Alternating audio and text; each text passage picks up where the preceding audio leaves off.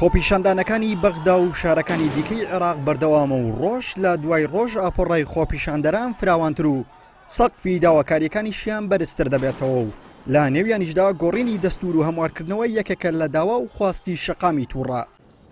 بە بڕوای چاودێرانی دۆخەکەش خواستی گۆڕینی دەستور لە یەک کاتدا دەرفەتە و هەمیش مەترسی جددی بۆ سەرهەرێمی کوردستان و قەوارە و دەستورەکەی دێنێتە پێشەوە. بە جۆرێک هەرێم لە بەردەم داهاتوویەکدایە کە لە دوو چارەن و زیاتری نییە، یا بەهێزبوونی زیاتری هەرێم لە شانۆ نوێکەی سیاسی عێراق یاخود بێهێزبوونی تەواوەتی مرکزی و پوکانەوەی قەوارە سیاسی و ئیداری هەرێم.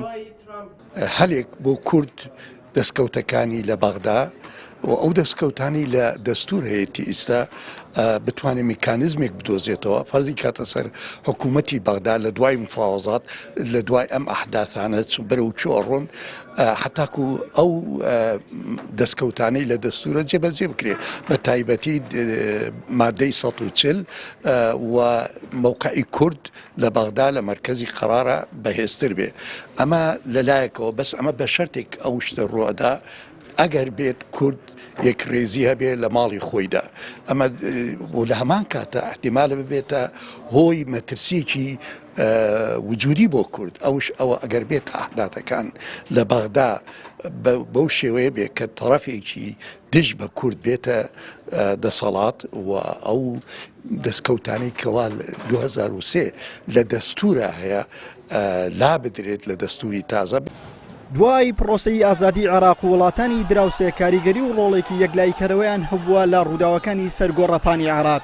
ئەمەش گەربەدیوێک فاکتەرێکی هاوکاریکردنی عێراقیان بوو بێت لە سەرپێشخستنی پرۆسەی سیاسی و حکومڕانی. ئەوە بەدیوێکی تر فاکتەری سەرهەڵدانی ئاریشەی نێوەخۆیی بووە بە دەستێوەردانی زیاتری دەرەکی لە کاروباری وڵاتدا. توێژەرێکی سیاسیش پێی وایە ئیتر وردە وردە کاریگەری وڵاتانی ئیقلیمی و دراوسێ بەسەر ڕووداوەکانی عێراقەوە ڕوو لە پوکانەوە دەکەن.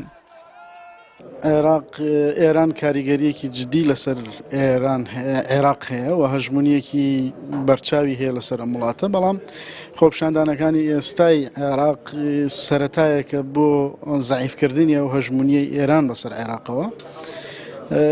ئێران هەندێک مەساڵحی لە عێراق هەیە کە بەردەوام هەوڵەدا ئەو مەساڵحە بپارێزەوە، لەبەرەوە نایەوێ حکوومەت لە عێراق حکوومەتێکی بەهێز و حکوومەتێکی سەربەخۆ بێت، چونکە عێراق هەر کاتێک کە سەربەخۆ بەوە بەهێز بووە لەبەر ئەو کێشە جەوهەریانەی کە لە ڕووی جیۆپۆلیتیکی و سیاسیەوە لەگەڵ ئێرانە هەیەتی وەکو ڕکابەرێکی ناوچەیی بووی دەرکەوتووە. لەبەرەوە جارێکی دیکە نایەوێت عێراقی لە ڕاست بێتەوە. ڕەوشی عێراق نزیکەی 2 مانگە بە تەواوەتی ئاڵۆزە و وێڕای دەست لە کارکێشانەوەی عادل عەبدولمەهدی سەرۆکوەزیران هێشتان شەقام لە عێراق تووڕێ و داوای گۆڕینی سەرلەبەری سیستەمی وڵات دەکەن. هاوکات ڕووداوەکانی تەقەکردن لە خۆپیشاندەران لەلایەن گروپی چەکداری نەناسراوە لە شەوی هەینی ڕابردوو مەترسیەکی نوێی هێناوەتەکایەوە و کە بریتیە لە گواستنەوەی ناڕەزایی خۆپیشاندانەکان و بۆ جەنگی نێوخۆی و ئاڵۆزبوونی زیاتری دۆخی سیاسی و ئەمنی عێراق. ئێمران ئەمیر، کەناڵی ئەسمانی پەیام، هەولێر.